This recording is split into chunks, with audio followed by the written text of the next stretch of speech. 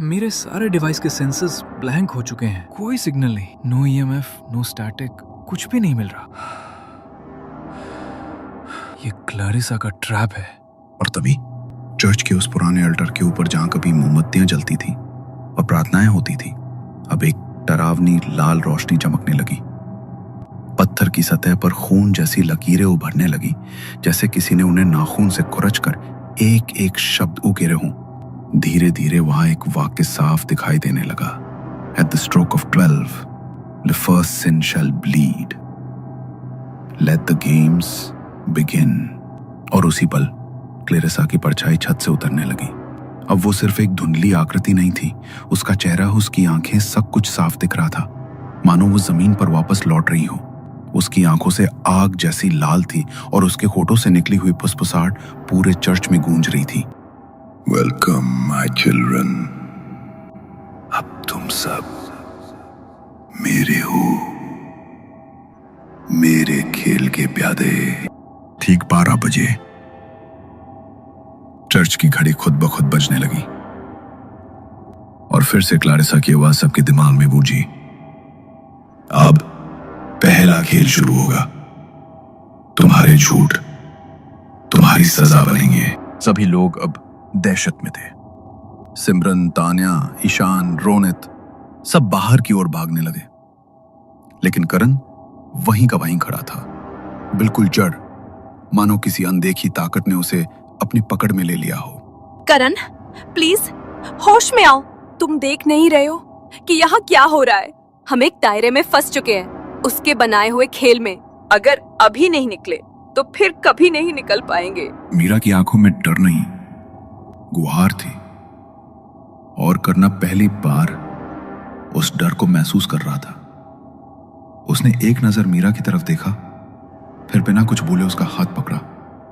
दोनों तेज कदमों से अंधेरे गलियारे की तरफ बढ़े, जहां उनके दोस्त छुपे हुए थे या शायद फंसे हुए। मीरा, करण, तुम लोग ठीक हो? नीचे क्या हुआ था?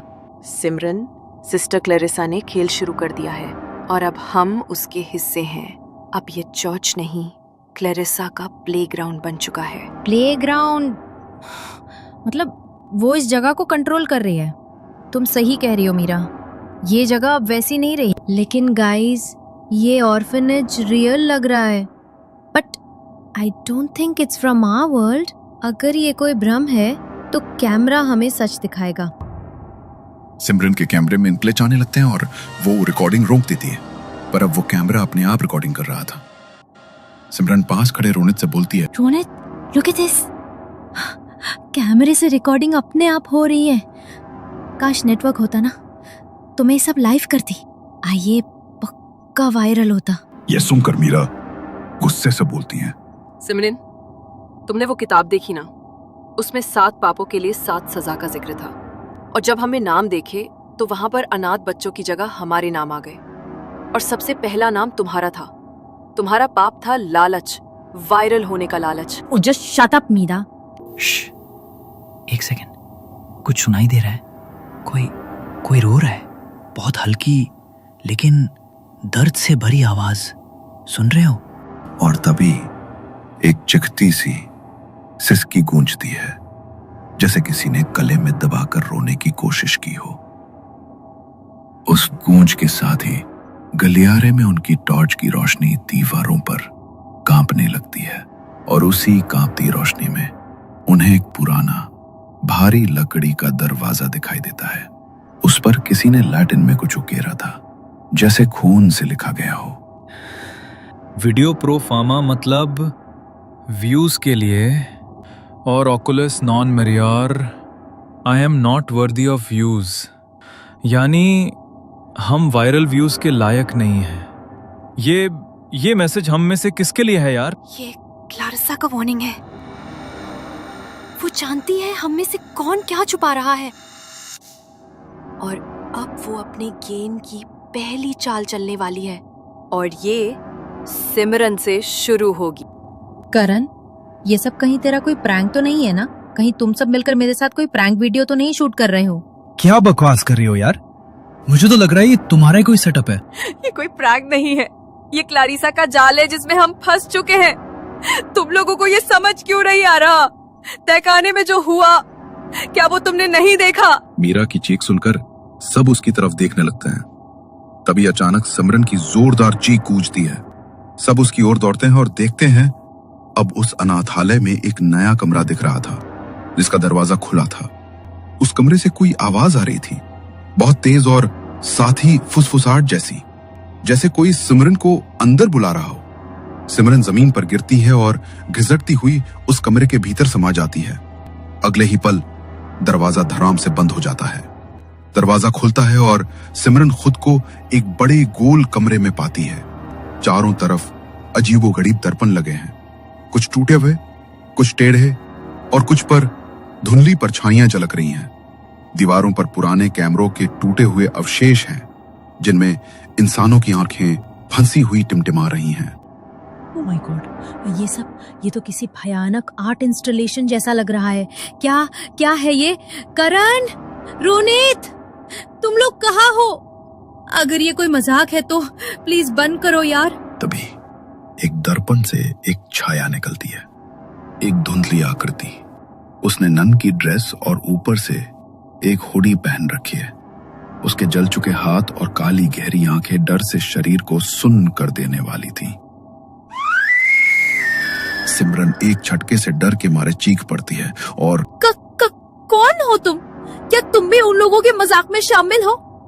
तुमने मेरी आंखों को गंदगी से भरा है, अब मैं तुम्हारी आंखें ले लूंगी ताकि तुम सच्चाई देख सको।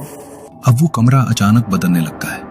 चारों तरफ सिर्फ शीशे ही शीशे रह जाते हैं, दीवारें, छत, यहाँ तक कि फर्श भी। हर शीशे में सिमरन की विकृत परछाइयां झलक रही थी, जैसे उसके ही सैकड़ों अलग अलग रूप उसे घूर रहे हों।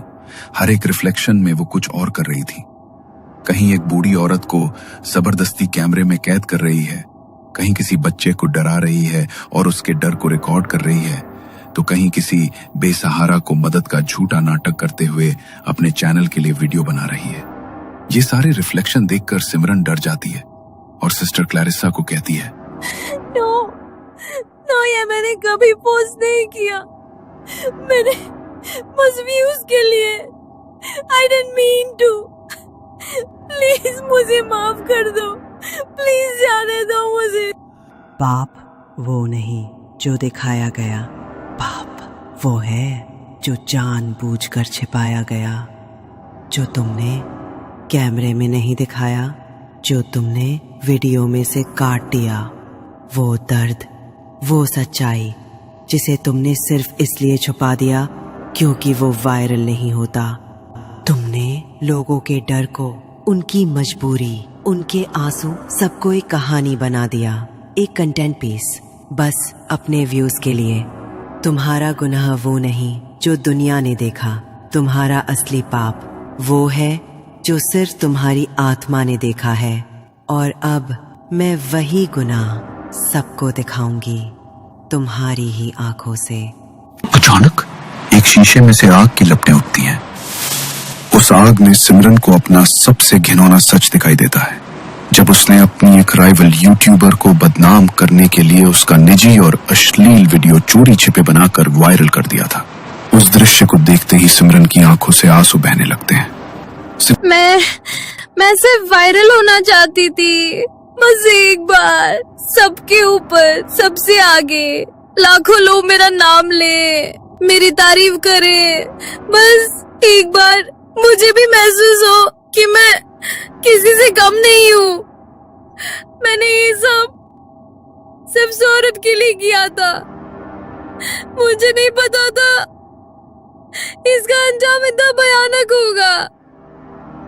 प्लीज प्लीज मुझे माफ कर दो। सिमरन अब सिस्टर क्लैरिसा के सामने गिड़गिड़ा रही थी, लेकिन तभी शीशे का दृश्य फिर से बदलता है। अब उसमें सिमरन खुद को देती है, मगर उसकी आंखें काले, गहरे, खाली गड्ढों में बदल चुकी हैं और उन गड्ढों से खून की पतली धार बह रही है। अब तुम्हारी आंखें मेरी हैं, ताकि मेरी नजरों से तुम इस दुनिया को देख सको। अब उस कमरे में सिर्फ सिमरन का कैमरा जमीन पर गिरा हुआ पड़ा दिखता है। उसकी स्क्रीन पर दिखाई देता है सिमरन जमीन पर सीधी पड़ी है, उसकी आंखें खुली हुई हैं और क्लैरिसा धीरे से उसके चेहरे के पास झुकती है, अपनी जली हुई उंगलियों से उसकी आंखों को छूती है। जैसे जैसे वो छूती है, सिमरन की पुतलियां धीरे धीरे सफेद होने लगती हैं। कुछ ही पल में उसकी आंखें पूरी तरह सफेद हो जाती हैं। फिर बिल्कुल चुपचाप, बिना किसी हिलचाल के, सिमरन उठ खड़ी होती है। उधर बार बाकी सब लोग दरवाजा तोड़ने की कोशिश में लगे थे। घबराहट, पसीना और डर चारों तरफ छाया हुआ था। तभी एक अजीब सी चिर्र की आवाज होती है और दरवाजा खुद ब खुद खुल जाता है। सबने देखा उनके सामने सिमरन खड़ी है। सिमरन, तुम ठीक हो? तुम अंदर गई थी तो हम सब घबरा गए थे। क्या हुआ था तुम्हें वहां? तुम इतनी चुप क्यों हो? कुछ तो बोलो प्लीज। तभी ईशान की नजर सिमरन की आंखों पर पड़ती है। उसे एक पल के लिए कुछ समझ नहीं आता, लेकिन फिर जैसे ही उसकी आंखें ध्यान से उन सफेद खाली गड्ढों को देखती हैं, उसके चेहरे से रंग उड़ जाता है। डर के मारे उसके माथे पर पसीना छलक आता है। वो कांपती आवाज में कहता है, उसकी आंखें देखो, कहाँ गई? ये इंसानी आंखें नहीं लग रही, ये कुछ और है। ये हैलुसिनेशन नहीं है, ये सब हमारी आंखों के सामने हो रहा है और सच में हो रहा है। किसी ने उसकी आंखों के साथ कुछ किया है। ये कोई प्रैंक नहीं है करण, हम सब फंस चुके हैं। Let's play, children. अब खेल शुरू होगा। पर इस बार मैं रूल्स नहीं तोड़ूंगी। मैं बस तुम्हें दिखाऊंगी तुम्हारी ही सच्चाई।